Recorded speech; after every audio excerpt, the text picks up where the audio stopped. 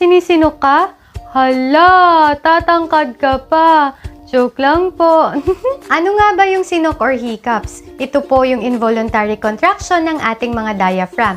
Yung diaphragm po, nire-regulate yung breathing natin. Kapag ito'y nag-contract or nanigas, sabay pasok ng hangin, biglang magkuklose yung vocal cords natin, kaya merong hic na sound. Yung general cause of hiccups is unknown, pero batay sa pag-aaral, ilan po sa maaaring maging trigger nito ay yung sobrang pagkain ng spicy foods, pag-inom ng carbonated or alcoholic drinks, bigla ka na-excite o yung pag-swallow ng masyadong maraming hangin. Sa katotohanan, wala pa pong kahit anong na-prove na nakakatigil po talaga sa sinok. Pero ilan sa maaari mong gawin na pwede makatulong sa'yo ay yung pag-inom ng malamig na tubig, paghinga sa brown bag, o kaya naman subukan mo yung Valsalva maneuver. Takpan mo yung ilong at bibig mo, then mag-exhale ka forcibly. Kusa naman nawawala yung sinok, pero kung after 48 hours meron ka pa din sinok, mas mabuting magpakonsulta ka na sa doktor. Baka may na-irritate na nerve or may iba ka ng sakit.